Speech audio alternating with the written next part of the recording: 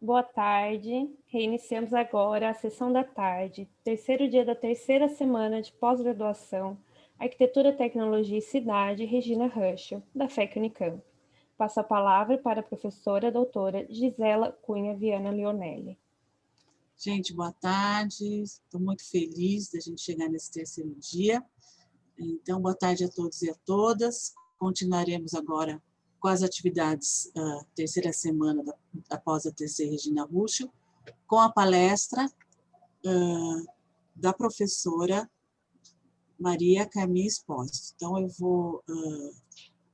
um minuto aqui que deu pane na minha tela. Um minutinho só. Pronto.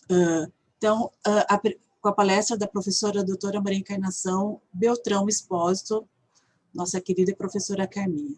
Apresento aqui os discentes mediadores dessa palestra, que seria o nosso Rafael Braga, mestrando da linha de cidade do nosso programa, e Carolina de Mello, doutoranda da linha também de cidade do programa, para darem continuidade às apresentações. Boa tarde a todos e todas, eu sou Rafael. A palestra Comparação como Recurso de Método na Pesquisa Urbana será proferida pela professora doutora Maria Encarnação Beltrão Espósito. Seja bem-vinda, professora. Eu vou passar a palavra para a Caroline, que fará a leitura do currículo. Boa tarde a todos.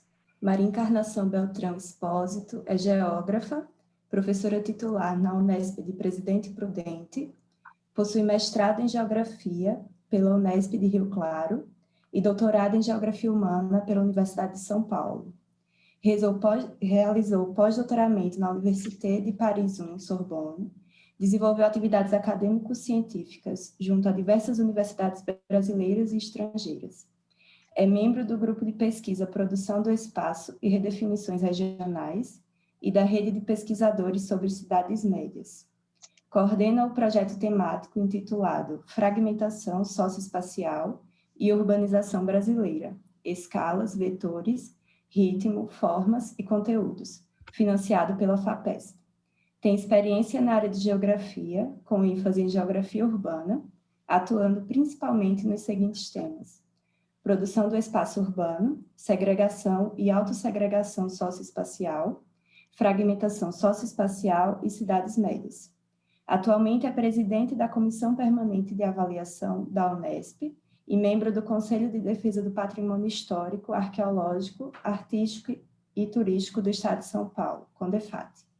Maria Encarnação Espósito já orientou mais de 30 mestrados e 30 doutorados, supervisionou pós-doutorados, sendo referência nacional e internacional na produção de pesquisas e no debate científico sobre produção do espaço de nossas cidades e na construção teórica da dinâmica urbana das cidades médias do Brasil. A partir de agora, teremos a palestra da professora doutora Maria Encarnação Beltrão Espósito, com duração de 60 minutos. Ao final, terá início a sessão de perguntas e respostas, que serão recebidas pelo chat e serão lidas no final. Convidamos, então, a professora doutora Maria Encarnação Beltrão Espósito para a sua contribuição. Muito obrigada, Caroline, pela apresentação tão gentil e comprida, porque é assim, para quem já chega numa certa idade, né, tem muita coisa para ser dita sobre o que foi feito. Eu agradeço a sua gentileza e, sobretudo, em nome da professora doutora Gisela, agradeço a todos que estão organizando esse evento, que me oferecem, digamos assim, a oportunidade de dialogar com os que estão compartilhando essa sessão. Para mim é um diálogo especialmente relevante, porque, como todos nós que estamos nessa sala sabemos, a pesquisa urbana ela não é um campo afeito apenas a uma especialidade, a um tipo de formação. Ela exige o diálogo interdisciplinar. Então, eu, como geógrafa, tenho muito prazer de ser convidada para uma sessão num programa de pós-graduação em arquitetura. Aliás, essas duas áreas, a geografia e a arquitetura, há muito tempo trocam, digamos, ideias e figurinhas, né? E são já parceiras no enfoque dos problemas e desafios que a questão urbana nos apresenta no mundo contemporâneo. Então, é com muito gosto que eu estou aqui, principalmente porque a Gisela é sempre de uma generosidade muito grande e todas as vezes em que eu estive com ela, foram sempre assim encontros muito bons, Gisela. Muito obrigada. Eu vou compartilhar com vocês a apresentação que eu preparei, que, aliás, não é uma apresentação inédita. Eu já tive a oportunidade de tratar este tema em outras situações, mas quando a Gisela me contou, né, sobre o tema central, o ataque à ciência, a resposta pelo método, eu imaginei que poderia ser útil esta exposição, ou seja, tratar da comparação como um recurso de método para uma pesquisa urbana, digamos assim, cada vez com maior capacidade de enfrentar os desafios que se apresentam no período atual. Então, se alguém que está na sala já me escutou falar disso, peço desculpas, mas espero que a gente tenha na sessão de hoje enfim, alguma base, algum começo de conversa para debater um tema tão importante como é a comparação. Eu inicio, né, partindo de um ponto muito simples, né, que é o significado do substantivo comparação. Ele tem uma origem latina no termo comparare, que é uma palavra que é interessante saber a composição dela. Ela é composta por com, que significa junto, e parare, que tem o sentido de fazer par, de colocar lado a lado, para que a gente possa ver as diferenças. Quando a gente procura essa palavra no dicionário contemporâneo, a gente encontra os sinônimos cotejo, paralelo, simetria, analogia, equiparação. Mas eu gosto muito de dois outros sinônimos que estão em vários dicionários, mas que nunca aparecem como os primeiros. Mas eu acho que eles são importantes, eu coloquei em vermelho, confronto e contraposição, porque esses dois sinônimos vão ser úteis para o desenvolvimento das ideias que eu quero trazer aqui. De qualquer maneira, essa imagem que está à direita da tela já mostra para nós que todas as vezes que nós pensamos em comparar, nós tomamos elementos que podem ter alguma similitude entre si, mas que também têm diferenças. Se não houver diferença, o efeito da comparação, né, ou a ação de comparar, não se faz necessário.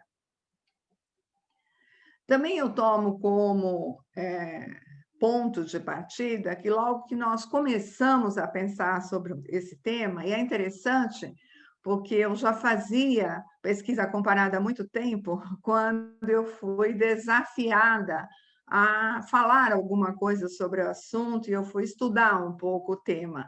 Foi interessante, foi uma colega da Universidade Federal do Paraná, a professora Olga Frikovski, que me fez o seguinte convite: bom, como você é de uma rede de pesquisa grande que faz análise comparativa, você não quer tratar desse tema na abertura de um evento cujo tema central é a comparação?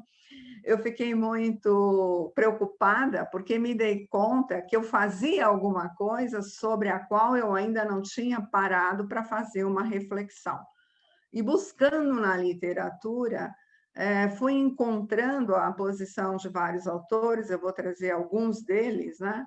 Mas de cara a um consenso sobre o fato, né? Que ela, como um efeito, como uma ação de pensar, tá? Terá que ser feita entre entidades semelhantes ou diferentes entre si. Veja, não são entidades iguais, mas são entidades semelhantes. Quer dizer, algum grau de distinção entre o que vai ser comparado tem que existir a priori. Ou, se a gente quiser pensar de um modo mais simples, tem que ter pelo menos duas coisas, né, para se poder pensar em comparação. Claro que essas duas coisas podem ser de naturezas diversas, né? Duas frutas aparentemente do mesmo tamanho, com a mesma textura, mas de cores diferentes, né? Um menino, uma menina, ou qualquer outra coisa que a gente quiser tomar para o efeito de comparar. Mas vamos continuar, né, destacando esses primeiros desafios, lembrando que a concepção de comparar já tem embutida nela o sentido de que é necessário algum grau de abstração, né? Às vezes nós podemos achar que a diferença existe e ensina as coisas. É fácil quando a gente vê um menino e uma menina, só de olhar, né, ver que há algumas diferenças, pelo menos na aparência deles. Mas para compreender a essência, né, dessas diferenças, para ir além da aparência, é preciso se desenvolver um grau de abstração. Ora, num evento científico como esse, em que o nosso desafio é pensar, né, metodicamente, quer dizer, usar o nosso pensamento como um recurso de método, o que é fundamental no plano da ciência, no plano da filosofia, é preciso partir desse ponto. A diferença não está nas coisas, mas a diferença está na nossa capacidade de fazer as distinções. Os autores Schneider e Schmidt escrevem: podemos descobrir irregularidades, perceber deslocamentos e transformações, construir modelos e tipologias, identificando continuidades e descontinuidades, semelhanças e diferenças, e explicitando as determinações mais gerais que regem os fenômenos sociais. Na verdade, eles estão nos chamando a atenção para o fato de que a comparação também exige a consideração do tempo, tá? O que pode não ser exatamente equiparável num dado momento da história pode se tornar num outro. Por isso, a importância de se observar as transformações. Por isso, a importância de se perceber as mudanças, de se reconhecer continuidades e descontinuidades. Acho importante fazer referência a esse aspecto do tempo, porque os geógrafos e os arquitetos, para falar das duas áreas mais próximas entre nós, eles, com muito maior frequência, que é próprio da nossa formação, valorizam a dimensão espacial dos processos, né? É disso que se trata. A gente, na arquitetura, urbanismo, na geografia, a gente trata do espaço, mas é preciso, para que a espacialidade ganhe concretude social, que seja considerado o tempo. Ou seja, compreender fatos não é suficiente, é preciso explicá-los no movimento do tempo. Um segundo bloquinho da minha apresentação se refere ao fato de que, quando eu fui buscar compreender, né, como é que se estabelecia a comparação nas ciências sociais, eu acabei descobrindo na literatura, né, de que no campo das humanidades, foi no século XIX, com um esforço de se equiparar ao método científico, né, que estava, vamos dizer, associado às chamadas ciências naturais, que as humanidades começaram a se preocupar, digamos assim, com princípios, com procedimentos, com fundamentos, com técnicas que possibilitassem que os outros campos científicos, né, especialmente o que se denominava então ciências naturais, nos reconhecessem também como científicos, né? Enfim, as ciências humanas buscavam um reconhecimento de uma certa cientificidade. Era isso que era escrito na literatura, quer dizer, precisávamos nós, das humanas, ganhar um estatuto científico.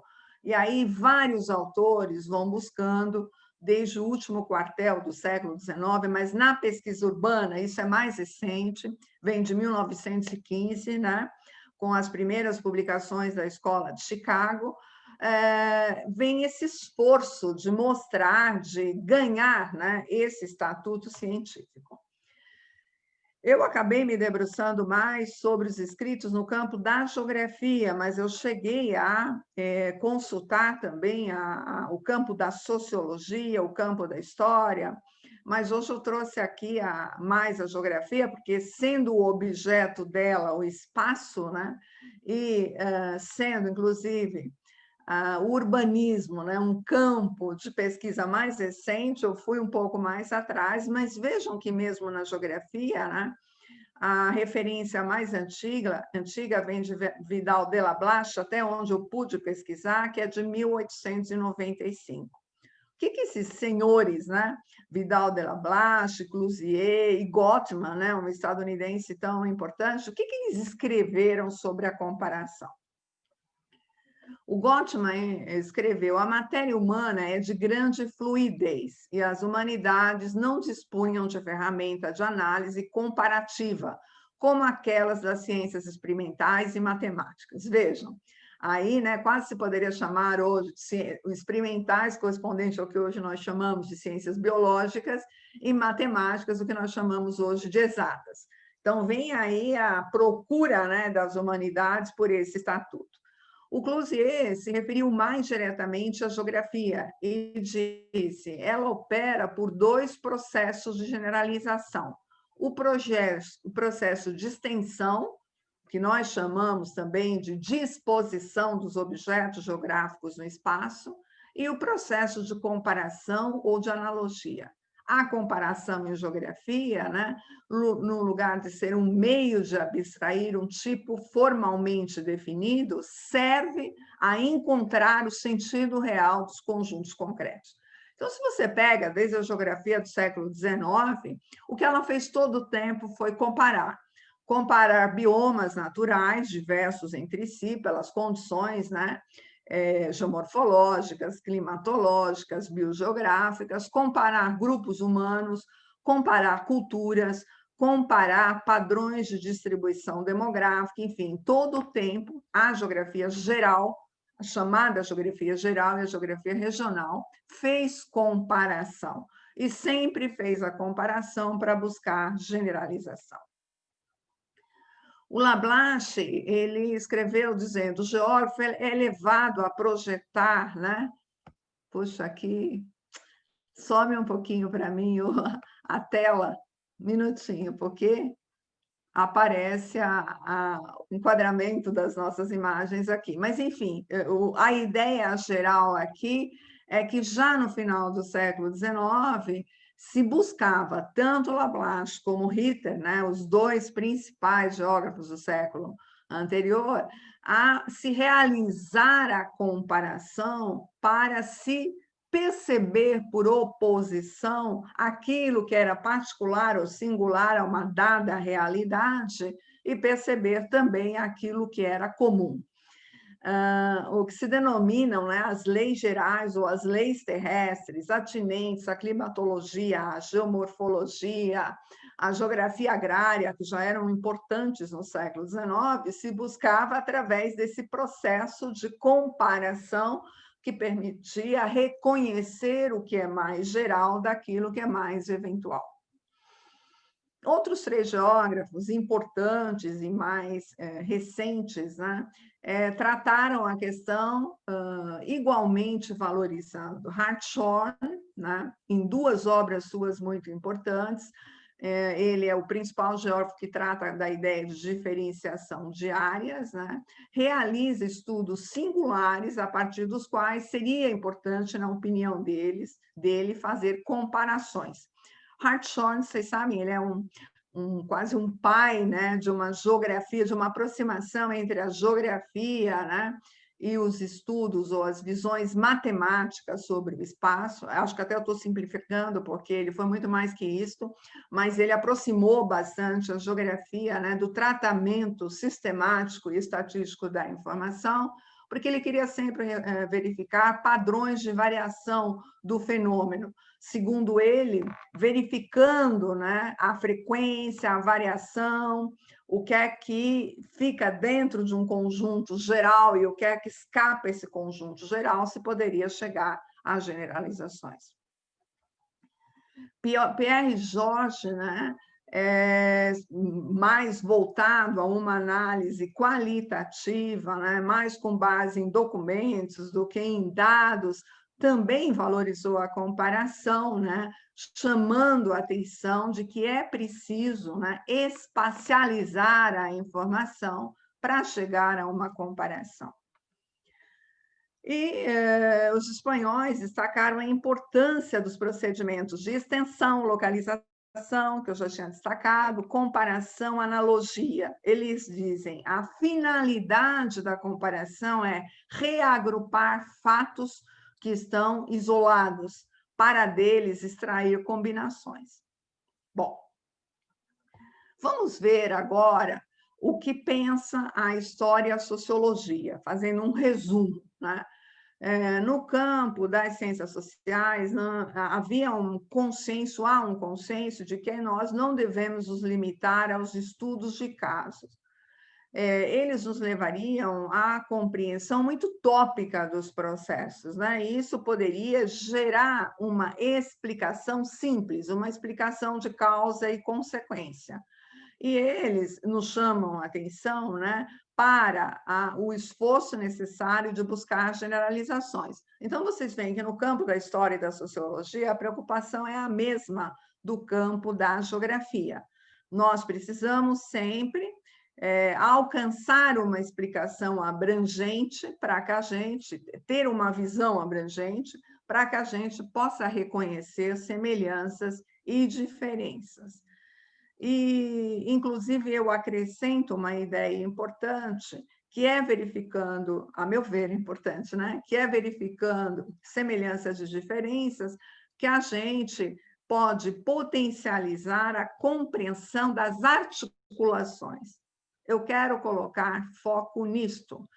O mais importante não é perceber que este é vermelho e este é amarelo, mas é colocar atenção nas relações entre vermelho e amarelo, como entre essas duas entidades pode-se estabelecer relações.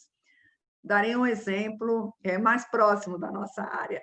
Embora eu pertença à rede de pesquisadores sobre cidades médias, e acho muito importante estudar as cidades médias, elas não podem ser tomadas em si. Elas ganham sentido quando, ao estudá-las e ao encontrar elementos que são essenciais para caracterizá-las, eu posso articular o meu pensamento, né? E posso compará-las com as metrópoles, cidades pequenas, e ver como o movimento de divisão interurbana do trabalho se estabelece. Se eu ficar apenas nessas cidades, eu caio no estudo tópico, né? Ele tem um valor, não há dúvida que ele tem um valor, né? O valor de estudar, de escrever, dar luz, né, a uma dada realidade, mas ele não é em si suficientemente explicativo. É a relação entre as coisas que são comparáveis, aquilo que nós, como pesquisadores, devemos procurar. E quando nós fazemos isto, né, nós alcançamos uma compreensão das dinâmicas e dos processos, né? Justamente por esse fator que eu acabei de falar. A compreensão, ela não resulta de estudar 2 ou 3 conjuntos, 2 países, ou 2 cidades, ou 3 bairros, ou 2 indústrias. Não, não é isso que é suficiente, mesmo que a gente analise todos os seus elementos. O conhecimento vai derivar da comparação que permite a relação entre as coisas.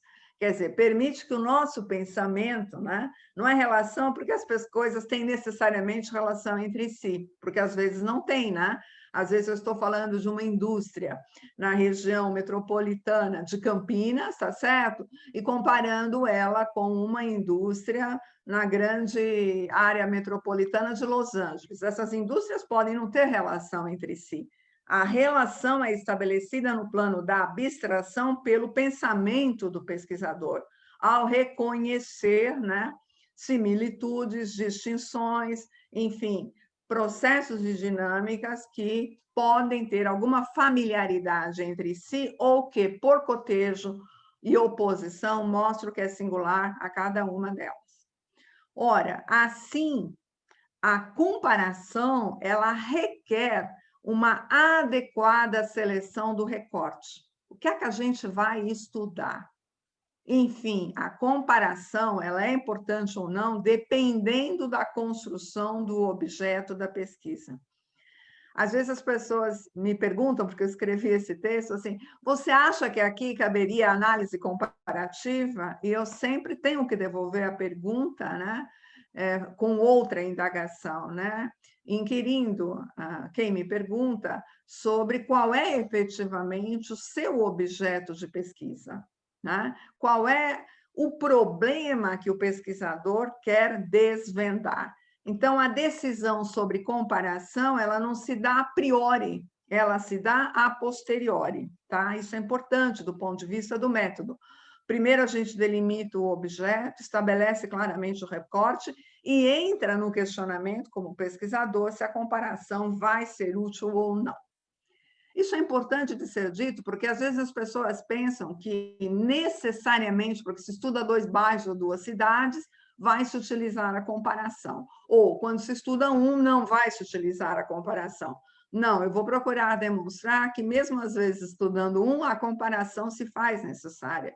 E o fato de estudar 2, 3, 4 não significa que a comparação esteja sendo, do ponto de vista da abstração e do método, ela esteja sendo feita. Nessa terceira parte, eu vou tratar com vocês de várias possibilidades de comparação. Me desculpem que eu vou fazer isso de modo bem esquemático, né? Bem simplificado, aqui com esquemas, com desenhinhos, porque eu acho que eu não quis cair nos exemplos, porque os exemplos, às vezes, nos distanciam, né, da abstração. E aqui, como nós estamos em uma palestra que está, enfim, voltada para um evento que trata do método, né, é importante que a abstração prevaleça sobre o caso. Então, vamos lá. Aqui nós temos 3 conjuntos diferentes. Poderiam ser 3 cidades, podem ser 3 bairros, podem ser 3 países. Isso não vem ao caso nesse momento. E nós estamos comparando elementos semelhantes desses conjuntos que são diferentes. Estamos comparando aí na simbologia utilizada, 3 estrelinhas, tá certo? 3 triângulos, 3 círculos, 3 flechas, né? Poder-se-ia atribuir a cada um destes símbolos, né, um significado qualquer. 3 áreas periféricas, né? 3 centros de negócios, 3 áreas centrais ditas tradicionais ou históricas, 3 bairros populares, enfim, não importa. Os conjuntos são 3 conjuntos diferentes. Se fosse para fazer esse paralelo, 3 cidades diferentes, eu estaria analisando elementos que são semelhantes, comparando periferia com periferia, comparando bairro popular com bairro popular, comparando centro histórico com centro histórico. Uma outra forma de comparar é se fazer um estudo aprofundado de todos os elementos de um conjunto e ver as inter-relações entre eles, né? Por exemplo, o conjunto é a cidade, e você vai analisar áreas diferentes da cidade e vai, ao ver as relações entre elas, perceber características que são próprias. Eu chamo a atenção dessa expressão, ver as suas inter-relações.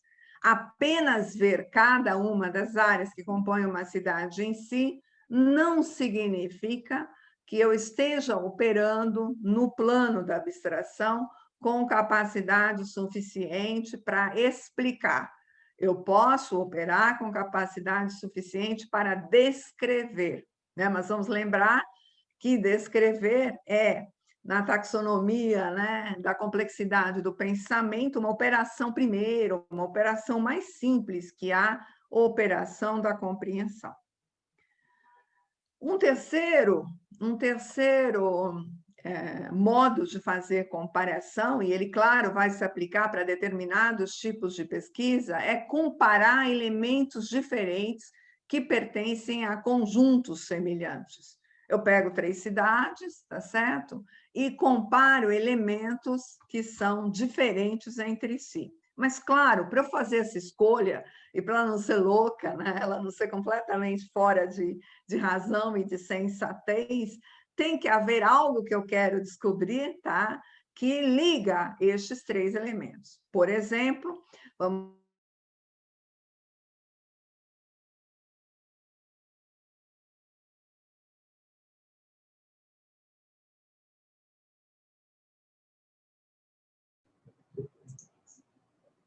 Interrompo. Professora.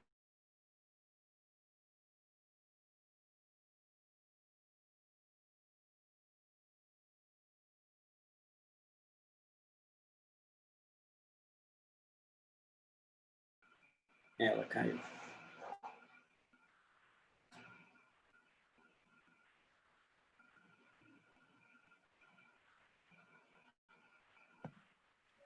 Você está me escutando? Isso, voltou. Voltou? Eu tenho que compartilhar de novo Por a favor. apresentação? Foi a minha conexão que caiu? Acho que sim, professora. Acho que sim, tá bom. É, Mas vocês acho que chegaram... no início desse slide, você estava explicando esse processo e caiu. Tá, perfeito. Então, eu volto ao item 3.3, iniciando, dizendo que para essa comparação ter sentido, comparar elementos diferentes em conjuntos semelhantes tem que ter um tema, um objeto, uma pergunta a ser respondida que motiva essa comparação. Eu estava dando o exemplo do uso do espaço público, né?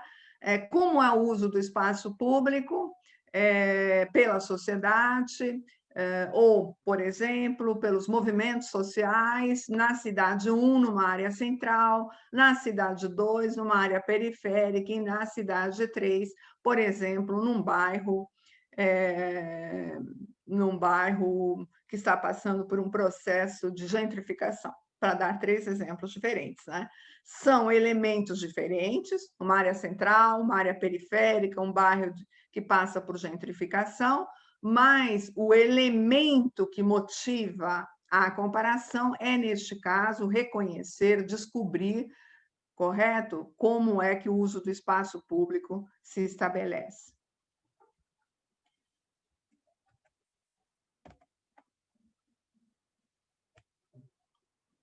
Vocês estão me escutando bem?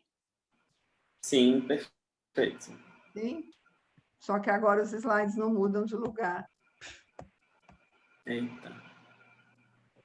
Você gostaria de tentar tirar e voltar mais uma vez? Às vezes resolve. Sim, talvez por algum motivo ele falhou. Vamos começar de novo, vamos compartilhar.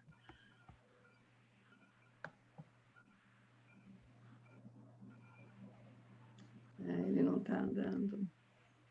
Clica nessa tela e daí tenta passar com a setinha. Boa, obrigada, Caroline.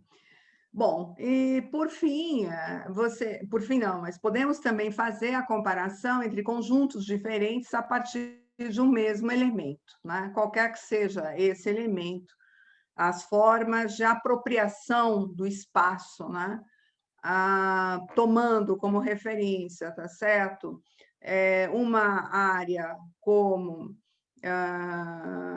por exemplo, a Amazônia, como é que as populações ribeirinhas se apropriam do espaço para garantir sua vida, numa área caracterizada como um bioma, em que as condições do quadro natural são determinantes, como é que essa apropriação se dá numa cidade, como é que essa apropriação se dá, por exemplo, numa área rural de pequena propriedade. São 3 conjuntos diferentes, uma cidade, uma área rural dominada pela pequena propriedade e um bioma, ainda com grande parte das suas condições naturais preservadas. E o que eu vou comparar são os modos como os sujeitos envolvidos no processo se apropriam e usam esse espaço.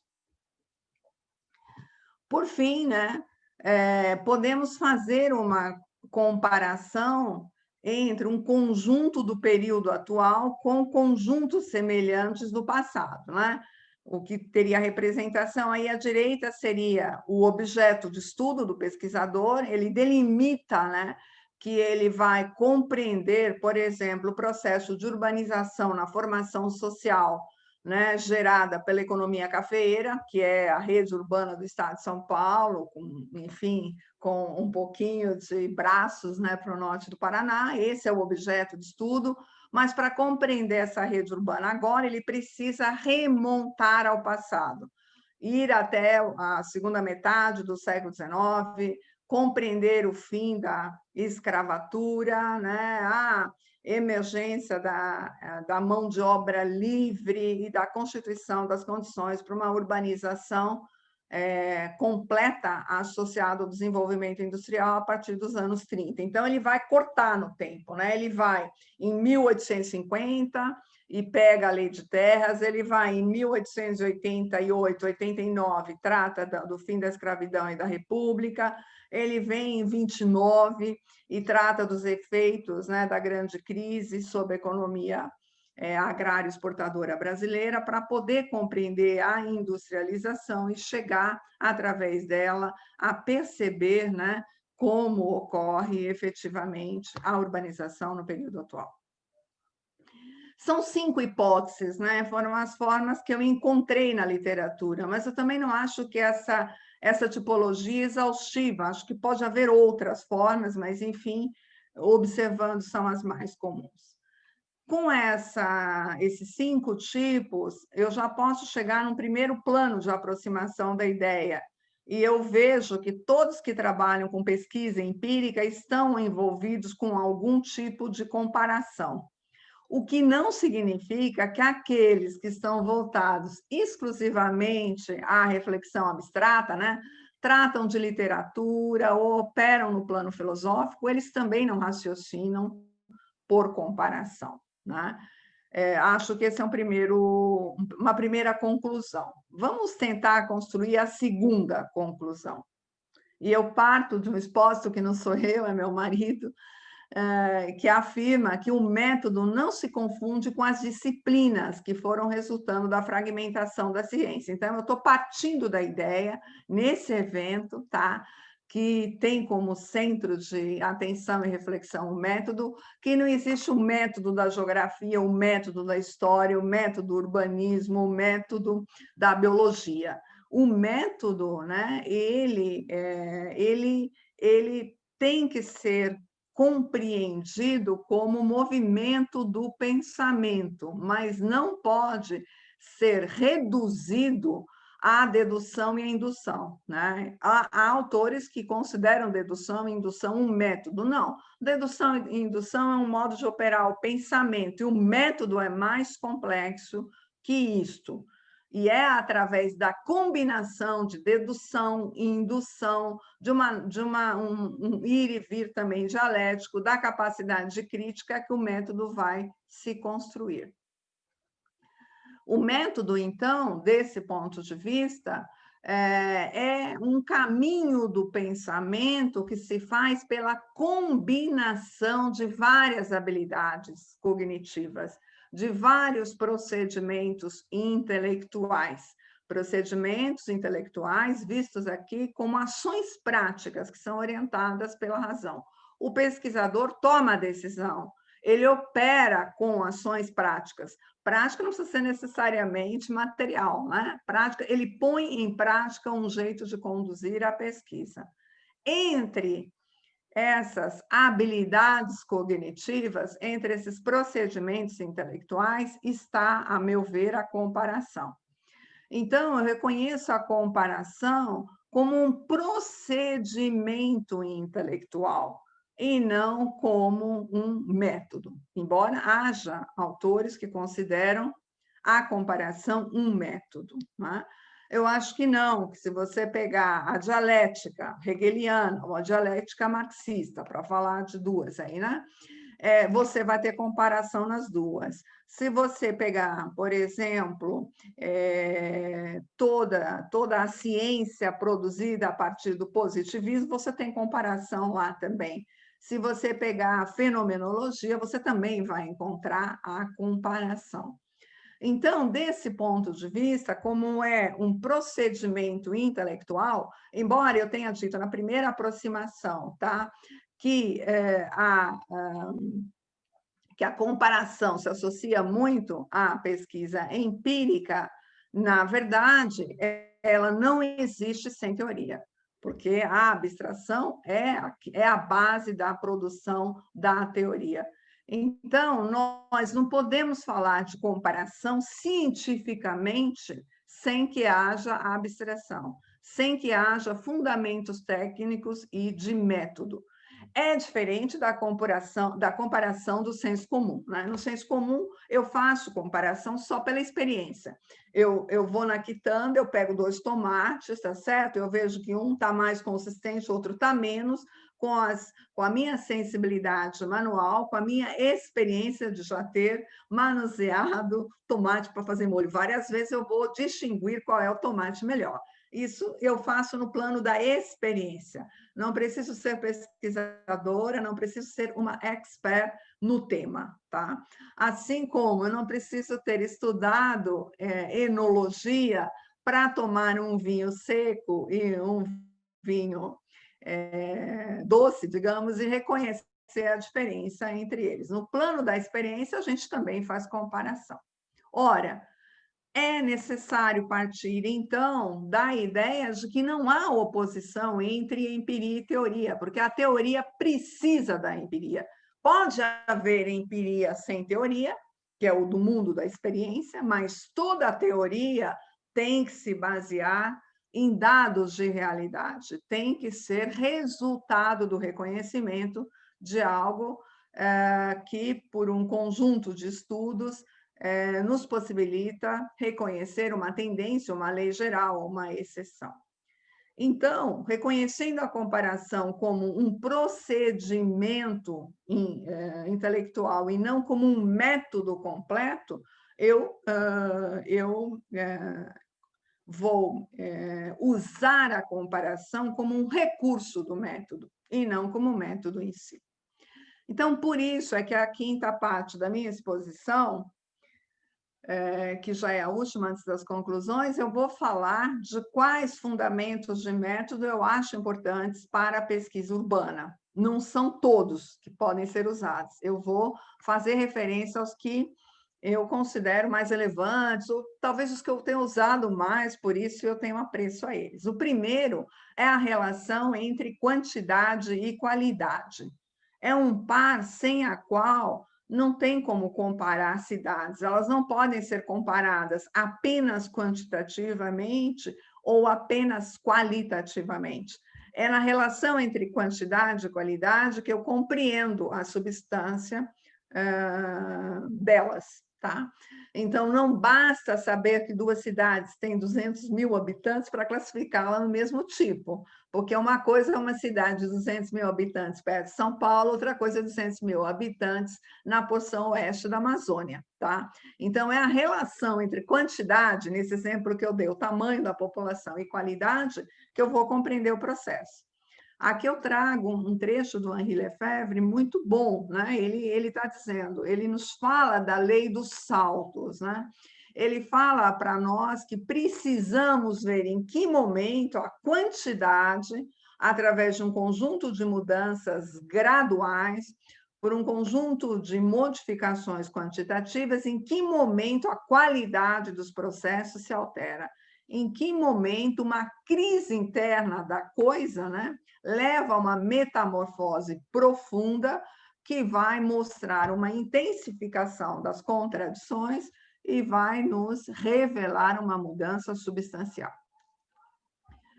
Por exemplo, no período atual, nós, pesquisadores da área urbana, estamos nos perguntando, né, em que momento da história, né, a organização do espaço urbano do tipo centro-periférica, que vem desde a antiguidade, desde as primeiras cidades, né, quando realmente as áreas de maior concentração de poder econômico, social, político, religioso, eram as áreas centrais, né? E à medida que você se afastava dessas áreas, você tinha uma diminuição desse diapasão de poder.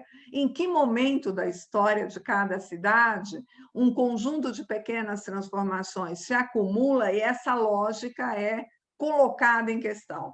Ou a gente levanta a dúvida se ela é a lógica principal que orienta a produção do espaço urbano. Quer dizer, não é assim em 1999 é assim, em 2000 não é mais, mas há um conjunto de pequenas mudanças que vão ocorrendo, a gente pode citar várias, né? Aparecimento de shopping centers, eclosão de espaços residenciais fechados na periferia, grandes centros de negócios e de lazer também nos arrebaldes da cidade, você vai tendo uma alteração na localização, no uso, né, social e no uso econômico do espaço, que vão se acumular e por essa lei de saltos vão gerar uma transformação na estrutura espacial. Outro recurso importantíssimo de método é a distinção entre o geral, o particular e o singular. Como é que eu reconheço o que são processos gerais nas cidades, quais são as particularidades destes processos num dado extrato da rede, por exemplo, nas metrópoles, ou nas cidades pequenas, ou nas que desempenham papéis regionais, e o que é singular a cada cidade, quer dizer, é próprio dela, é específico dela. É a relação entre essas coisas, né, que vai nos permitir, né, verificar tanto aquilo que é a tendência, o geral, como aquilo que é específico.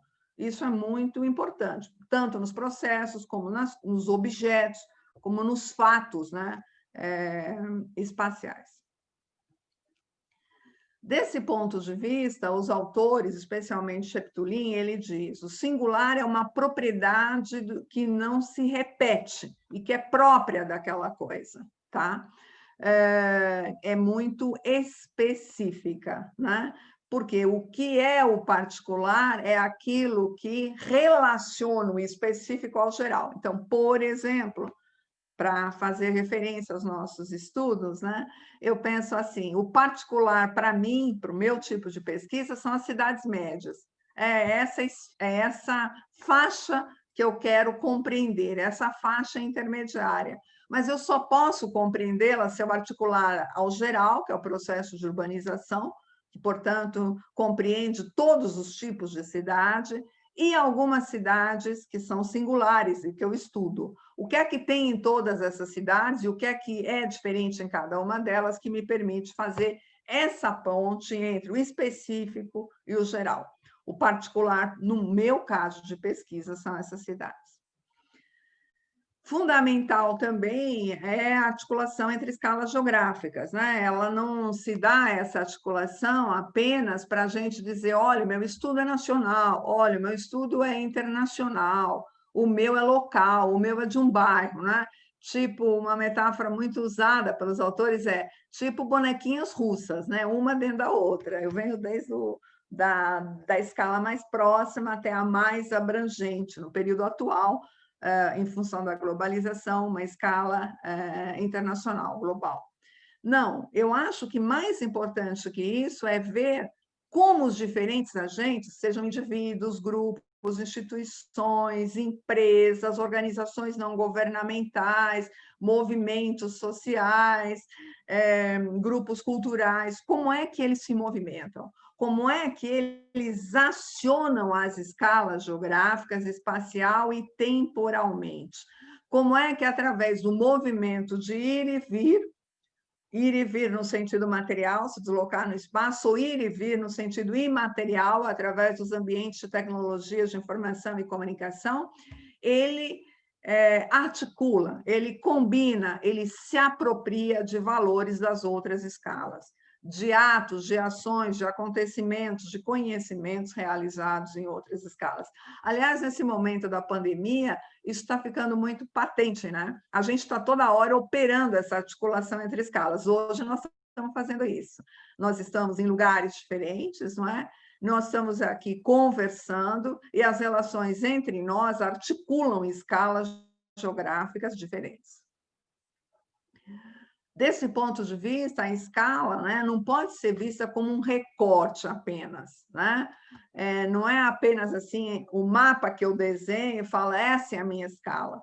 A escala geográfica é também o movimento do pensamento, é como se estabelece a relação do pesquisador com o objeto pesquisado. Um quarto elemento fundamental, um fundamento de método essencial para mim é a relação entre processos e formas, né? Porque a gente... Bom, em primeiro lugar, não se pode separar a forma do conteúdo. O professor Milton Santos até usava a expressão casada, forma, hífen, conteúdo. Toda forma tem um conteúdo. Mas reconhecer o conteúdo, tá, não é suficiente, porque nós não podemos tomar o conteúdo ou a forma no sentido absoluto. Nós precisamos trabalhar com ele no plano do movimento. Por isso que o processo é fundamental. Por isso que lá, quando eu dei os exemplos, o quinto tipo de forma de comparação, eu estou falando, olha, para entender a urbanização entre 2000 e 2020, eu preciso voltar no tempo, reconhecer o que é particular, o que é específico desse período, por comparação com outros. Aliás, eu vou fazer uma pausa aqui, que lá, quando eu acabei de falar o quinto, eu me esqueci de falar. Aquelas 5 tipos ideais, possíveis, né? Eles não são exclusivos, você não escolhe um deles numa pesquisa. Na verdade, você pode até priorizar um deles, mas você pode... No modo de conduzir uma pesquisa, a gente combina aqueles elementos. A gente combina todos aqueles modos de comparar, todas aquelas formas de movimentar o pensamento, tá? Então, quando nós trabalhamos com processos e formas, né, nós estamos, na verdade, nos esforçando para compreender processos, sejam eles sociais, políticos, de quaisquer naturezas, para poder perceber o que é igual num dado momento, que explica uma fisionomia, que é a forma, né, semelhante que uma dinâmica tem, mas, ao mesmo tempo, reconhecer que tem condicionantes e que tem movimentos que são díspares por trás de formas aparentemente semelhantes, ou formas que assumem uma configuração semelhante num dado momento. Então, aquilo que é aparentemente igual pode também decorrer de processos que são diversos, e, portanto, a substância deles não é idêntica. É só a forma segundo a qual eles se configuram que é semelhante. Então, desse ponto de vista, a comparação ajudaria a apreender como processos semelhantes podem conduzir a formas diversas em contextos que guardam alguma diferença entre si, assim como o oposto. Processos diferentes podem conduzir a formas semelhantes. Fundamental, já falei desde o começo da exposição, né? Essa relação entre espaço e tempo, né? Toda a noção de totalidade, né? Ela vem da combinação entre espaço e tempo. Aliás, né?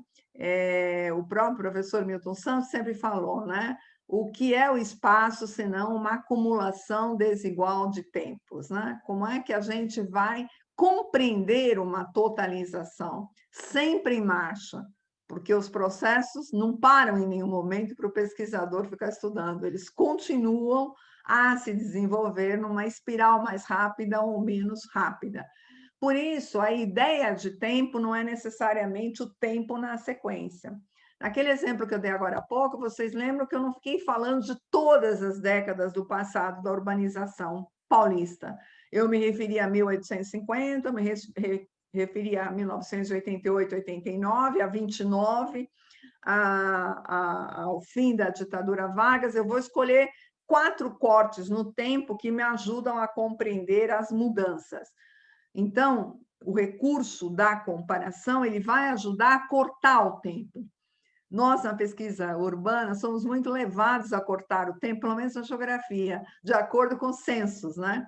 Censo de 40, 50, 60, porque, claro, o censo é feito em intervalos, né?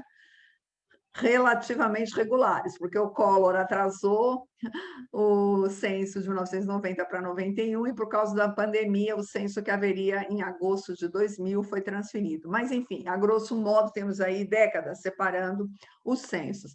É um jeito de cortar o tempo através do dado que eu tenho disponível, mas ele não é o recorte explicativo. O recorte explicativo tem que vir do reconhecimento da substância dos processos. Desse ponto de vista, o espaço e o tempo, a relação entre eles, como recursos de método, é dado por uma ordem relacional entre as coisas. Ordem essa que é tanto espacial como temporal. Por isso é que a gente precisa operar o pensamento por comparação em dois planos diferentes para usar esses recursos de método. Nós comparamos na sucessão e nós comparamos na coexistência.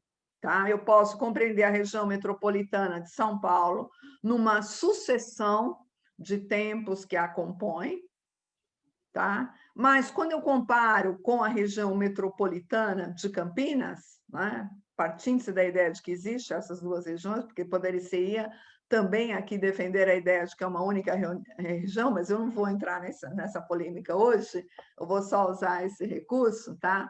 Elas são diferentes entre si. A região metropolitana de Campinas tem uma estrutura reticular pouco monocêntrica, enquanto a de São Paulo tem uma estrutura espacial completamente centrada na cidade principal.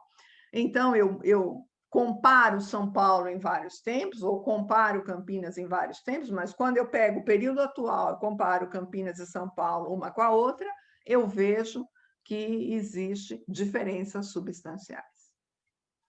Então, com esse terceiro plano com essa exposição sobre os fundamentos de método, né, eu digo que é importante, né, fazer essa relação entre o real e o abstrato, mas fazê-lo a partir de fundamentos que estão claros para você. O que é que você vai pegar na sua pesquisa? Cada um de vocês que está iniciando um mestrado ou um doutorado, o que vocês pegam? Olha, para mim é fundamental as formas espaciais. Eu vou atrás dos processos para explicar as formas. Não, para mim é fundamental ver as transformações no tempo. Então, eu vou pegar várias formas. Isso vai depender de como você estabelece o seu objeto.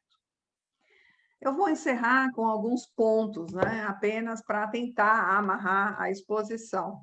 E já chegando perto mesmo da hora, né, que eu tenho que terminar. Bom, em primeiro lugar, eu quero voltar àquela ideia de confronto e contraposição. Ela é muito importante para mim, né? Nós não temos que procurar semelhanças ou diferenças apenas para descrever as coisas, mas para poder entender as contradições que são imanentes ali. Como é que eu reconheço movimentos que são contrapostos entre si, que podem gerar confronto, porque são esses movimentos que trazem a transformação, né? Nós vivemos um período muito difícil no Brasil, né? Não fosse já por essa pandemia global, pelo quadro político em que estamos inseridos, né? E nós temos que, como pesquisadores, buscar, né, alguns indícios, né, de contraposição, de confronto, como uma possibilidade de devir, como uma possibilidade de mudança. É preciso também, né, que a gente veja as diferenças não só como desigualdades, porque desigualdade é aquilo que não é igual. E nunca nós teríamos uma situação de que tudo seria igual. Aliás, nem é desejável. Na essência, é importante que as coisas sejam diferentes entre si e que a gente compare essas coisas para reconhecer como substantivamente elas se distinguem.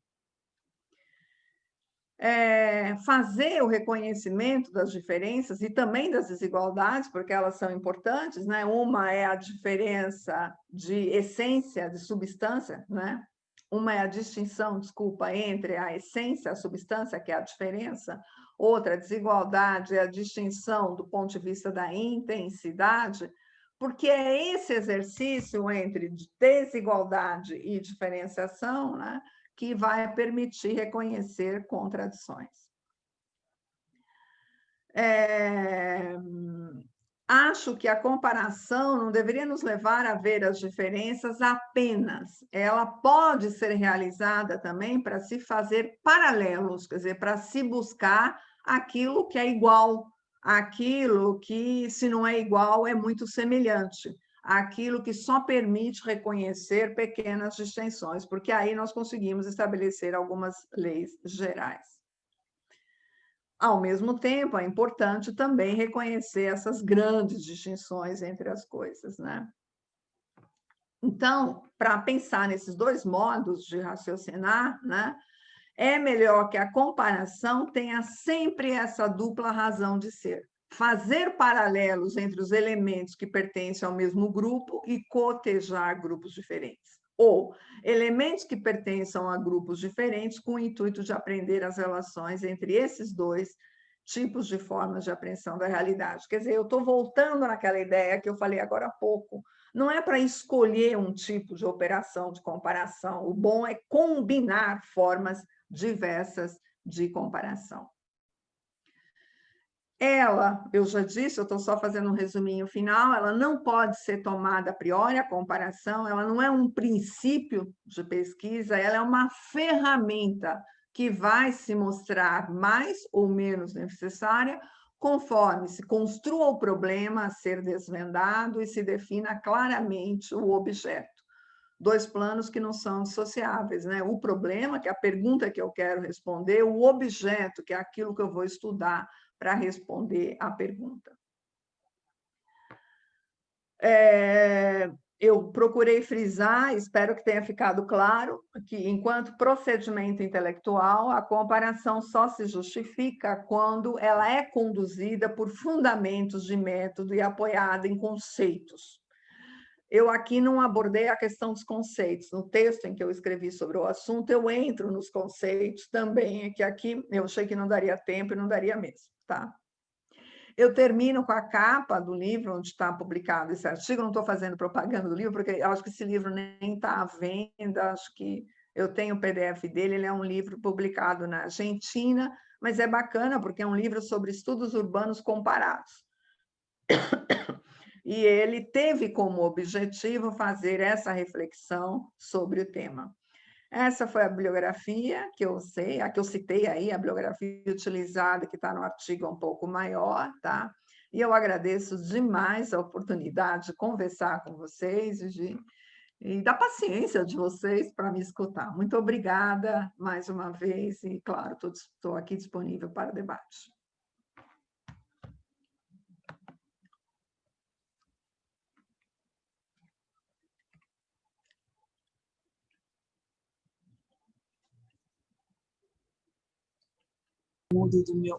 Estão me ouvindo? Acho que entrou, né? Sim. Carminha, mais uma vez, obrigadíssima, foi uma excepcional aula de método, né? de metodologia. Realmente você atendeu e achei que quando você propôs a gente mudar o título da palestra, foi muito assertivo, porque acho que respondeu exatamente a expectativa do tema que a gente ousou aí colocar na semana da pós, né, o ataque à ciência, a resposta como método, e você nos presenteou mesmo com a apresentação desse texto que eu já procurei na internet, já tentei comprar esse livro, não achei, que bom que você vai me passar o PDF, porque eu já procurei até em estante virtual, não tinha achado. Agora você me tranquilizou, então é um texto que eu realmente não conheço, mas nada melhor do que uma aula de uma forma tão carinhosa e tão didática e tão clara para a gente. A impressão que eu tenho é que todos os alunos aqui, principalmente da linha de cidade, estão revendo o seu projeto de pesquisa a hora que você começou a falar, e a vontade que eles têm é de falar assim, nossa, então eu vou reolhar novamente, desconstruir e construir novamente o meu projeto de pesquisa. E se eu estava usando será que eu estou usando a comparação como um método, né, não como uma estratégia, um procedimento? Então, eu achei que foi excelente, porque você, mais do que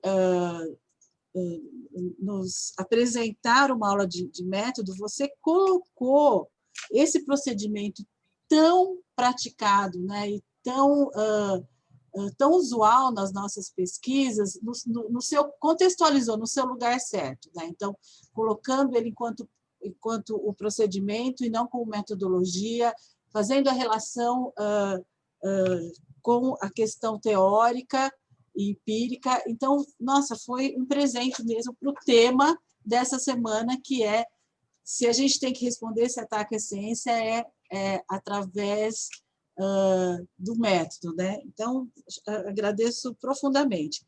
A primeira, não sei se tem muitas questões aí, não sei, a Jéssica acho que está coordenando, estou vendo a Jéssica aqui, mas não sei quem está coordenando o chat, mas a primeira questão, colocando até o posicionamento dos alunos, né?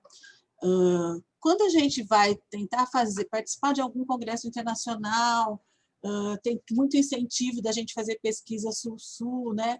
Sempre tem a vontade de falar assim, bom, acho que eu gostaria de fazer uma pesquisa comparativa, né? Tem alguns congressos que, inclusive, eles colocam isso como temática, né? Então, os congressos de língua lusófona, então, a chamada, inclusive, fala assim, olha, a gente está priorizando, incentivando trabalhos com pesquisas comparativas. Então, no início, acho que dá uma certa...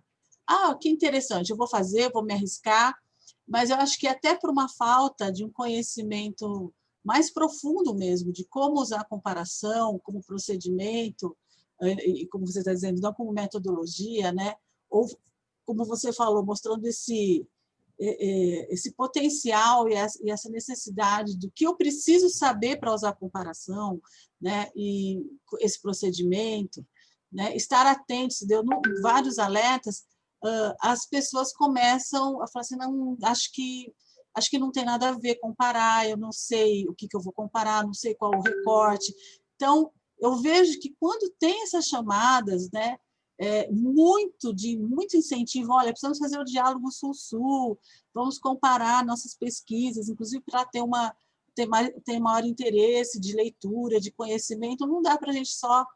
Então, os estudos comparativos são muito incentivados, mas na prática, na hora que vai fazer, ou não sabe como começar, ou recortar, ou acha que, colocando no português bem... eu acho que não tem nada a ver, acho que não tem similaridade, não tem...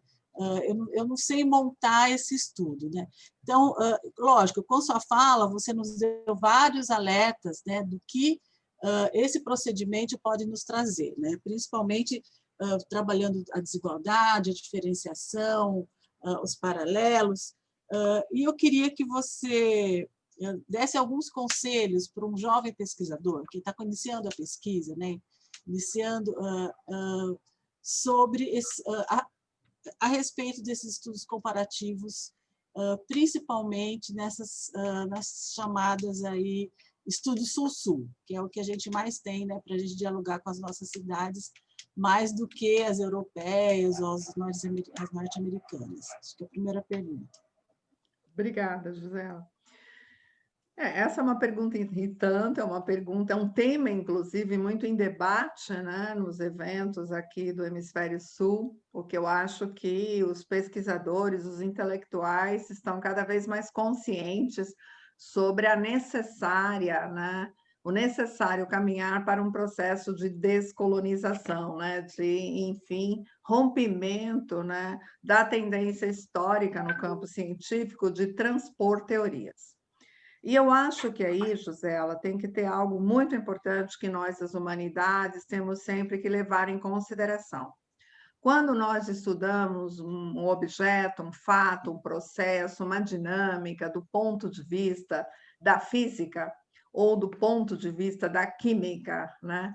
As condições socioeconômicas, culturais, elas têm um peso muito pequeno. Tá? Uma lei física, como a lei da gravidade, ela não é revertida por condições do quadro social, embora ela possa, em situações sociais diferentes, ter efeitos diversos. Para nós, nas humanidades, é um pouco diferente. É o conjunto das condições econômicas, sociais, políticas e culturais que vai, de fato, construir explicações. Claro que esse rompimento com a ideia de transposição de uma teoria, ele não é, eu gostaria de até frisar muito isso, ela não é um convite a não ler os grandes autores, ao contrário, né? Nós não vamos começar do zero. Se há autores respeitáveis, né, que fazem uma análise de qualidade, né, sobre o período contemporâneo, sobre outros períodos da história, nós temos sim que tomar deles as grandes ideias e as grandes teorias, né? Eu não vou dizer que não serve o que Marx escreveu no século XIX, ou não que não serve o que o David Harvey está escrevendo hoje, para pegar aí dois the best de períodos diferentes. Evidentemente que eu tenho que ler estes autores, mas o fundamental é colocar à prova as ideias deles. Então, o que é a minha hipótese sobre uma pesquisa urbana no Brasil? E eu estou falando urbana porque esse é o nosso métier, mas se reproduziria essa ideia para outros tipos de pesquisas no campo das humanidades. A minha ideia é que a gente tem que fazer pesquisa. É à luz da realidade, é à luz do contato com as cidades, com aquilo que é o objeto, né? É o pesquisador frequente numa pesquisa que não é exclusivamente de gabinete, é que vai tensionar as teorias gerais, né? Não é necessariamente refutar, mas tensionar. Será que eu posso realmente aplicar toda a literatura de grande qualidade que há sobre os processos de gentrificação na Europa à realidade brasileira? É uma pergunta. Pode ser que eu possa aplicá-la para estudar certos movimentos recentes, mas ela terá que ser tensionada. E a tensão não vem dos livros, me desculpe. A atenção vem do pé na estrada, vem do pé no chão, né? Então, num país grande como o Brasil, tá? E caracterizado por um movimento de transformação como é o nosso país, que pode parecer para nós elementar, mas não é assim em outros países. Eu gosto de dizer, no século XX não nasceu nenhuma cidade na França. Em todo o século XX não nasceu nenhuma cidade na França. Quantas nasceram no Brasil? Quantos desmembramentos municipais ocorreram? Quantos novos núcleos urbanos apareceram? Quantos deles mudaram completamente, mas radicalmente, de papel? Ora, só a pesquisa, só o trabalho de campo, só o contato com a realidade vai permitir a atenção. Ao tensionar a nossa realidade, né, com os grandes esquemas explicativos, a gente faz um caminho de mão dupla. Dá uma explicação melhor para a nossa realidade e torna o embasamento teórico mais complexo, porque você tensiona, você diz, é isso como geral, olha, mas né, quando eu olho para Campinas, tá, isso ocorre de um modo diferente daquele como eu olho para Manaus. Né? Para nem falar de outros países da América Latina, só ficando dentro do Brasil, que já é um continente. Então, acho que essa é uma primeira coisa, sabe? O pesquisador, ele tem que estudar bastante, mas ele tem que pôr pé no chão, ele tem que andar, ele tem que entrevistar, ele tem que conhecer, observar, fotografar, registrar, anotar, porque é da soma, né, desses procedimentos que você vai, num dado momento, relacionando isso com a literatura, dizer, é isto mesmo ou não é nada disso? Não é nada disso, é uma outra coisa, é uma outra dinâmica, é um outro conjunto de fatores que vai explicar. Segunda coisa, que eu não vou me alongar, eu vou falar de 2 pontos principais. E eu, nesse segundo ponto, eu já vou procurar tocar numa pergunta feita pelo Douglas Lopes de Souza, né, Douglas? Douglas, a comparação ou a definição de um objeto de pesquisa, ele às vezes, né, nos leva a valorizar mais um procedimento estatístico, vamos dizer que é de natureza quantitativa. E dependendo do tipo de objeto, ele vai nos levar a valorizar mais a um procedimento qualitativo, tá certo? E isso vai depender de vários fatores, né? Da extensão do que você está estudando, de existir os dados, de você poder produzi-los ou não, ou mesmo da natureza do objeto. Se a minha pesquisa se refere a como é que as pessoas fazem o uso de um parque público, eu posso usar isso através de uma enquete, né? Fazer perguntas e tratar estatisticamente essa enquete, vários dias da semana, vários horários, ou eu posso acompanhar o percurso desses usuários, fazer anotações, fazer um croquis. Você pode ir por um procedimento qualitativo, por um quantitativo, tá? Mas, para voltar na pergunta da Gisela, né? Acho que se construiu no Brasil recentemente um pouco da ideia de que o qualitativo é melhor que o quantitativo. Daria a ideia de que o quantitativo é meramente estatístico. Eu quero desconstruir essa ideia, porque o importante não é o instrumento que você usa, é a análise que você vai fazer dele. Então, também, Douglas, ao fazer, né, um estudo mais de natureza quantitativa, tentando chegar a essa análise estatística, é a tua capacidade de fazer uma análise estatística avançada, complexa, que vai mostrar, não sei qual que é o teu objeto, né? Que vai mostrar aquilo que é qualitativamente diferente, né? Aquilo que estatisticamente se percebe como tendencial e aquilo que estatisticamente se percebe como periférico, como secundário. Então, eu quero chamar a atenção para o fato de que o que importa é a abstração, é como você faz a análise, porque o instrumento, ele é importante também, claro, ele é muito importante. Se é um questionário, se é uma entrevista, se é uma observação participante, se é um grupo focal, isso também é importante. Tá? Mas isso, às vezes, vai depender mais das condições que o objeto vai permitir. Se não tem o dado, eu não posso fazer o trabalho estatístico. Se é um universo muito grande, eu não posso, como pesquisador, levantar informação para todo esse universo, não é mesmo? Então, eu terei que ir por uma análise qualitativa. Se eu desejo conhecer, desconstruir a narrativa, conhecer o discurso, eu também vou ter que ir pelo qualitativo. Mas isso não impede que eu também use paralelamente elementos quantitativos.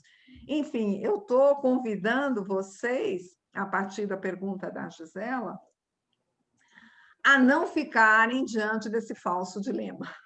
Não fiquem diante desse falso dilema. É uma pesquisa quantitativa ou é uma pesquisa qualitativa? Procurem dentro daquilo que é o objeto de vocês, das fontes disponíveis, do tempo também que se apresenta para concluir a pesquisa, combinar diferentes procedimentos. É da riqueza da combinação que eu acho que vem a explicação, e não da escolha exclusiva de um caminho. Eu gostaria de fazer só mais uma pergunta, Camila. Tenho várias, né? A sua fala colocou no lugar, né, a comparação com o procedimento, né? Colocou o método, mas deixando que, olha, o método ele não é a estrela do palco, mas ele tem que responder ao objetivo, né, do que se pesquisa, né? Então, se ele não estiver vinculado ao objetivo, porque às vezes a pesquisa urbana, até por a gente gerar muitos dados, aplicar muita coisa, a metodologia ela ganha um status muito grande nas teses, nas dissertações. E você nos alertou várias vezes, olha, muito mais importante do que o procedimento e até mesmo o método, né? Além do método ter que responder a um objetivo, claro, são as relações, né? E as articulações que a aplicação desse método, desse procedimento vai nos colocar. Ou seja, é a capacidade de análise, né? E principalmente da discussão dos resultados, é o que ele vai te trazer, isso que é importante. E não é comum a gente ter aquela charge, né, daquele cavalo do início da dissertação, não sei se vocês conhecem isso, que é o projeto de pesquisa, e daí no final a discussão dos resultados é um desenho quase infantil, né? Então começa um desenho super elaborado, e daí é muito comum, né, nas nossas pesquisas, o cronograma, o aluno, ou quando ele entra, né, na elaboração dos dados, do mapeamento, da aplicação do método, e daí a discussão dos resultados lá, né, é aquele capítulo que quase ficou fica quase no último mês e não consegue decantar, e eu lembrei muito da sua fala, né, do tempo da pesquisa e o quanto, às vezes, quando se chega no método e no procedimento certo, se empolga e aquilo ocupa, vira um fermento, e depois você não tem pouco tempo para decantar essa coleta e fazer exatamente o que você falou, olha, as relações que eu tiro disso, a articulação, para que serviu todo esse procedimento, ou essa metodologia, né? Então, que é o resultado. E isso é muito comum, né? Isso é muito comum, a discussão dos resultados, nos últimos meses aí. E a gente fala, olha, então agora que você terminou sua tese, que você terminou, você decanta, reveja, discuta mais os seus ganhos, né? Discuta mais os resultados. Então, que conselho que você daria, né? Reforçando, acho que você já deu vários, né? Para que essa prática tão comum, né? Que eles organizem melhor a discussão dos resultados e não fiquem seduzidos, às vezes, na aplicação da metodologia. Né? Não é muito fácil. Eu acho que eu também não tenho boas respostas para isso, mas acho que nós, como orientadores, talvez a gente fica muito preocupado, né, com razão, de ajudar o aluno a cumprir o cronograma, a não fazer ele se desviar, né, daquilo que a gente considera como etapas necessárias para a conclusão do trabalho. Mas talvez um caminho que ajude seja misturar as etapas. A gente tende, às vezes, a dizer, olha, como ele está fazendo as disciplinas, vamos aproveitar para fazer toda a revisão bibliográfica, né? Vai trabalhar com o conceito de renovação urbana, vamos ler tudo que tem sobre renovação. Aí fica muito separado, muito dicotomizado, para usar o termo tão aí como hoje em dia, a parte da revisão bibliográfica da pesquisa. E o mestrando, o doutorando, ele tende a reproduzir essa sequência no texto, porque como ele escreveu a revisão bibliográfica, ele apresentou na forma de um relatório parcial de disciplina ou de qualificação, ele tende a deixar aqueles capítulos prontos e depois ele ir aos dados, né? Acho que, depois de tanto tempo orientando, eu penso que eu mesma faço isso, falo, primeiro termina logo as disciplinas. Hoje eu já tenho dúvidas. Você não precisa, já no primeiro ano, começar a pesquisa, deixar um pouco para lá a disciplina, se ficar alguma para o segundo ano, paciência. Porque o fundamental é o aluno ir colocando na prática, submetendo, né, à realidade aquilo que ele leu, sabe?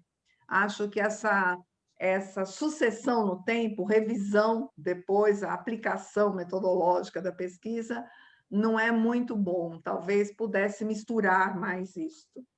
Esse é um caminho. Um segundo caminho, estimular muito, que não é fácil, nossos alunos a separarem essa discussão bibliográfica em todos os capítulos, né? Às vezes isso é feito, às vezes não é. Às vezes vem 2 capítulos praticamente de revisão. Eu estou falando, portanto, de 2 coisas, né? Do uso do tempo para fazer a pesquisa e do plano de redação. Isso. O uso do tempo é misturar nos 4, 5, 6 semestres de um mestrado, né? Todas essas coisas, para que o aluno tenha a capacidade, o pesquisador tenha a capacidade de fazer um plano em que isso esteja mais articulado. quando a gente, no tempo, separa essas coisas, essa foi a etapa da revisão, essa etapa... Às vezes até se fala, agora vamos para a pesquisa, porque eu já acabei a revisão. A revisão é parte da pesquisa, correto? Uhum. Mas se você separar menos, eu acho que isso ajuda. Mas não é fácil, viu, Gisela? E cheio de desafio, não é mesmo? Porque eu acho que a gente também, como orientador, captura o problema do nosso orientando, ou a dificuldade, ou o limite, ou o jeito dele, já muito perto do fim, quando a gente já não consegue mais arrumar coisa. E tem que ter um pouco de respeito, porque existem aí também o jeito de cada um, né? O modo como cada um se organiza. Mas não é fácil, não é fácil. Porque superar a aplicação do procedimento dentro do método, da fase descritiva, e eu acho que a fase analítica, né, que acho que seria mais interessante, eu acho que ela é a mais, às vezes, ela é a mais sacrificada no tempo, né? E fala, nossa, você pode tirar muito mais resultados disso. Então, eu gostei muito da sua fala, porque você falou, olha, é super importante o método, mas calma lá, né? A gente tem que estar vinculado com o objetivo, que é uma coisa, é um mantra que a gente fala o tempo todo, mas principalmente a capacidade de se o procedimento comparativo dentro de uma metodologia ele está trazendo essa análise com as relações, articulando as relações e abrindo, né, para avançar além da fase descritiva, às vezes, de uma aplicação metodológica. Então, isso foi muito bom. Tem mais uma pergunta aqui, da Tatiana? Não, temos mais duas, na verdade. Uma da professora Regina Ruschel, que ela pergunta assim, poderia dar dicas dos conceitos que acabou não apresentando? Acho que eles podem dar indícios do que comparar. E logo após tem a da Tatiana, mas acho que podemos ir primeiro para a da professora Regina e depois a gente passa para a da Tatiana. Obrigada, Caroline. Oi, Regina. Na verdade, o nosso grupo ele vem trabalhando com alguns conceitos, né, nos últimos... Isso também vai se alterando no decorrer do tempo, mas conceitos que têm se mostrado centrais para compreender as transformações atuais, né?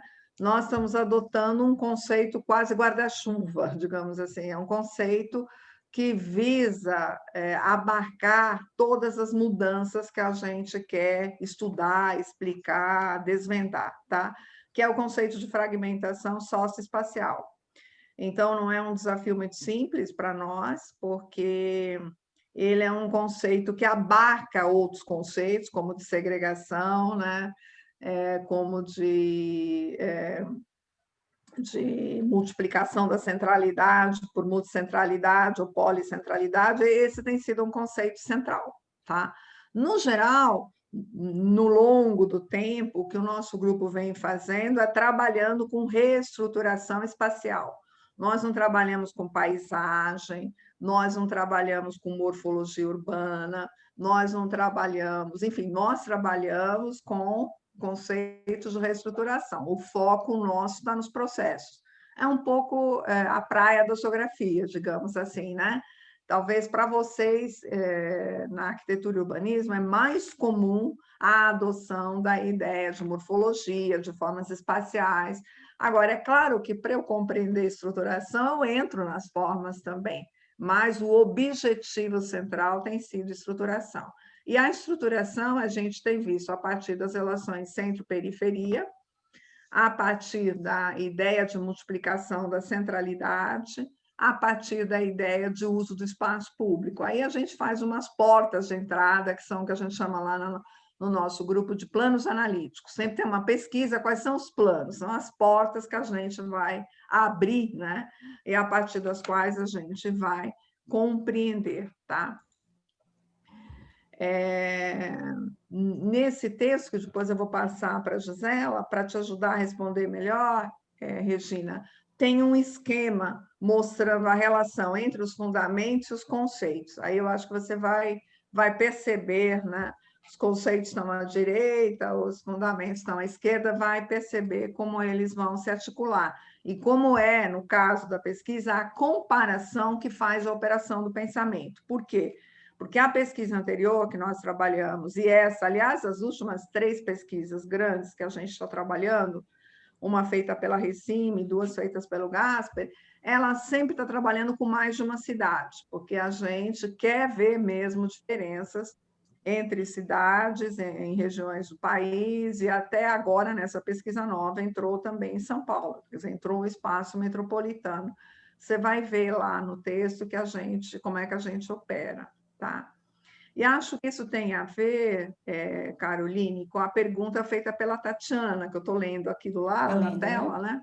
Em que ela tá me dizendo como é que ela está perguntando, como é que você pode comparar territórios diferentes, ela dá exemplo, favelas do interior, né, cidades do interior com favelas metropolitanas, ou entre favelas e condomínios, enfim, principal. Você, na verdade, já respondeu, Tatiana. Você, ao colocar aí a morfologia, já escolheu um plano analítico, o plano da morfologia. Bom, quais indicadores você pode usar? Tem muitos indicadores, se você quer trabalhar com morfologia. Vai depender um pouco se eles estão sistematizados, se foram levantados pela prefeitura ou por algum outro órgão de pesquisa, ou se você vai ter que produzir essa informação, né? Mas eu acho que hoje tem um recurso maravilhoso, que são as imagens de satélite, né? Elas permitem, por exemplo, fazer mensuração entre área edificada e área não edificada, que eu acho um elemento fundamental para distinguir, né?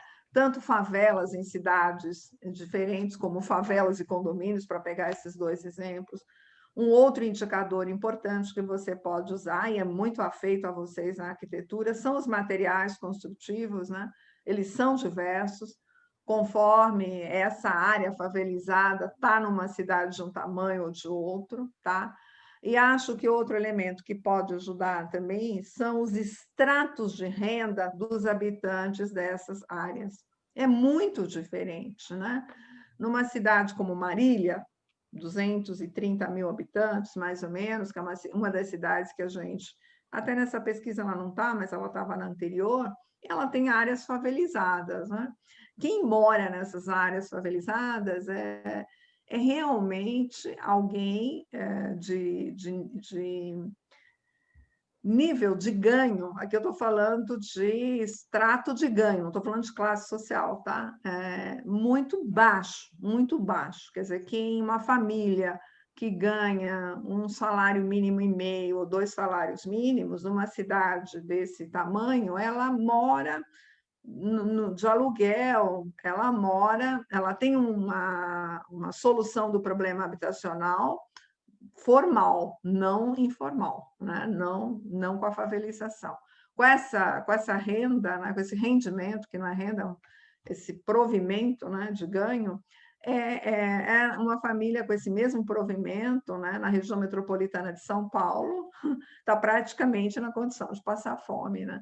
Então, claro que a renda aí vai entrar como elemento comparativo, embora ela não seja diretamente relacionada à morfologia, mas ela vai te ajudar como ingrediente. Por isso que eu acho que quando as pessoas pensam que numa cidade média, numa cidade pequena, apenas acontecem coisas que são menos complexas do que numa metrópole, o que é verdadeiro, o que não é falso, mas é muito elementar. Ao acontecer num nível menos complexo, acontece num nível diferente, né? Quem é que numa metrópole fica fora, né, da provisão da habitação no mercado? Às vezes são famílias que têm 3, 4 salários mínimos de ganho. E isso, numa cidade pequena, é praticamente provisão completa das condições de vida urbana, né? Eu fiz uma pesquisa há já um tempo, que ela está concluída, sobre espaços residenciais fechados. Esse é o grande fator surpreendente. Nos espaços mais sofisticados das cidades estudadas, gente que mora lá, a maioria, é todo mundo classe média. Classe média, média mesmo, né? Média como nós que estamos nessa sala, tá bom? E isso, quando eu vou pegar São Paulo, por exemplo, é difícil. O classe média, média mesmo, é muito difícil, a menos que seja por razões de herança, né? Ele está habitando Alphaville. Então, você vê que aí a quantidade dá um corte social, né, de separação diferente. Eu acho que isso é um elemento muito explicativo. Eu tenho usado demais esse exemplo, viu, Tatiana? Então, pesquisas como essa que você propõe, elas ajudariam a mostrar isto. O corte, a fratura socioespacial numa cidade média e pequena, ele é diferente do que numa metrópole, né? Numa cidade pequenininha, de 20, 30 mil habitantes, quase você não vê grande diferenciação socioespacial. Você vê grande diferenciação no padrão da moradia. Sistema construtivo, tamanho, rebocada, não é rebocada, tem laje, não tem laje, não é verdade? Tamanho do terreno, etc. Você vê, isso está claro no padrão construtivo. Mas na localização, nem tanto, embora ultimamente tenham se aprofundado essas diferenças. Mas quando você pega nos espaços mais complexos, isso é marcante, né? Gerando até processos de estigmatização territorial, né? Quer dizer, ser da periferia, ser da favela, né? Enfim, distinguir as pessoas do ponto de vista do estigma, né? Dos processos mesmo de diferenciação perversa, não a diferença positiva, mas a diferença negativa, né? Perversa, de modo assim muito diverso, sabe? Então, acho que vale a pena misturar cidades, ou, como você disse, Tatiana, pegar uma favela numa metrópole, uma favela numa outra cidade menor. Vai permitir ver muitas coisas, que a morfologia é diversa, que o padrão de vida é diverso, que as distâncias a serem percorridas para ter direito a se apropriar das áreas mais equipadas da cidade também é diverso, né? Agora, com a pandemia, nós vimos o que aconteceu em São Paulo, né? São Paulo, onde a maior parte das pessoas tem 2 ou 3 modais de transporte para sair de casa e chegar ao trabalho, eles ficaram muito mais expostos, né, à contaminação do que a população trabalhadora de cidades de 200 mil habitantes, onde praticamente um Uber entre 2 pessoas custa o mesmo preço que a passagem de ônibus, né? Então, onde eu moro, que é Presidente Prudente, muita gente que trabalha está indo 2, 3 de Uber. 2, 3 de Uber, o deslocamento é R$12, né? De um bairro, um conjunto habitacional para a área de trabalho. Isso é razoável, são 3 passagens de ônibus, né? Como é fazer isso em São Paulo? Como é que você sai de Itaquera? Como é que você sai do Jardim Ângela, né? A fazer um percurso de Uber todos os dias. É muito difícil, não vai caber no orçamento. Então, veja que a questão da distância aí, ela vai ser um elemento também para se considerar na análise comparativa. Talvez esse fosse um indicador que valesse a pena você tomar como referência, né? Onde é que está essa área que você está estudando em relação ao conjunto da cidade? É um elemento de comparação incrível, incrível. E até, às vezes, Tatiana, já me alongando, desculpa, isso pode ser definido não apenas pelo determinado, desculpa, não definido, não é só pelo tamanho da cidade, mas até pelas condições do sítio urbano. No Rio de Janeiro, que é um sítio entrecortado, né, por morros e por lagoas, etc., e ainda à beira-mar, tá certo? A proximidade entre classes sociais diferentes se estabeleceu historicamente por um conjunto de processos que não vou analisar agora, mas ser favelizado, no caso do Rio, de algumas das favelas, vamos pegar a Rocinha, né? Uma mega favela, a distância não é o problema essencial, tá? Na verdade, os moradores da Rocinha estão melhor localizados no Rio do que os moradores do Jardim Ângela, que, em sua maioria, não são favelizados, são proprietários, né, dos imóveis onde eles estão, são locatários, tá? Então, você vê aí que a questão da posição, ou da chamada, nós chamamos na geografia de situação geográfica, ela vai ter determinantes que não são só sociais, vai ter determinantes do sítio urbano, né? A cidade do Rio ela é mais densa, ela é mais compacta, mesmo que descontínua, por causa dos morros e das lagoas, etc. A descontinuidade é dada pelo quadro natural e impulsiona a compacidade. O número de habitantes por quilômetro quadrado é maior lá do que é em São Paulo, né? que é a maior metrópole do Hemisfério Sul, tá? Mas veja aí quantas coisas boas você tem para fazer em pesquisa, Tatiana. Deixa eu ver se tem mais uma Pessoal, pergunta. acho que não, professor. É a Ana Carolina, né? Oi, Ana Carolina, como vai você? Muito bom te ver aí. Pode concluir, Rafael. Professora, muito obrigado. Eu acho que falo por todo mundo que está aqui, especialmente falando como discente, então acho que eu posso falar mais pelos discentes, que foi, assim, incrível ouvir suas palavras. Acho que todo mundo deve estar olhando para os seus métodos, para sua pesquisa e revendo algumas coisas, e a Tati deve estar olhando mais ainda, deve estar mais agradecida ainda. Eu vou ter que finalizar essa sessão. Agradeço imensamente a professora pela sua contribuição. E te pergunto se você gostaria de deixar uma mensagem final, alguma coisa geral, como finalização. Eu reitero meus agradecimentos a todos vocês que me propiciaram esse diálogo, né? E deixo a vocês um desejo muito forte, né, de construção de um outro futuro para o nosso país. Ele está passando por um momento muito difícil, né, que não é só resultado da pandemia, né, um problema de saúde global, mas é resultado também de uma série de coalizões de forças políticas, né, que mostraram o quanto nós ainda estamos cindidos, né, como sociedade, como país, como território. Um desejo que vocês acreditem na ideia de futuro, porque é só acreditando na ideia de futuro que a gente é capaz de fazer mudança, mesmo num momento histórico em que parece muito difícil fazer essas mudanças.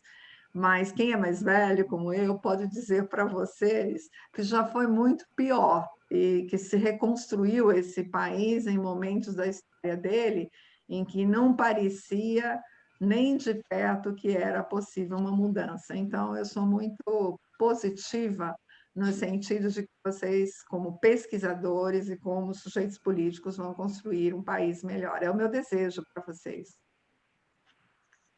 Obrigada. Obrigado.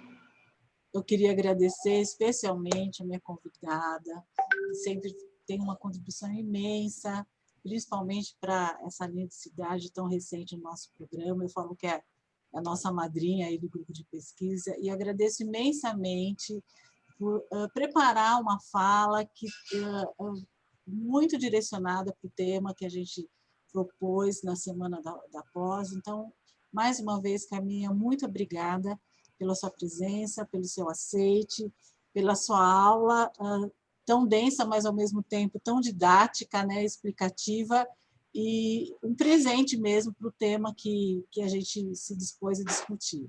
A gente vai rever muitas e muitas vezes essa aula e aguardando aí o texto e outras ocasiões, novas oportunidades para você contribuir aí com o nosso crescimento. Muito obrigada mais uma vez.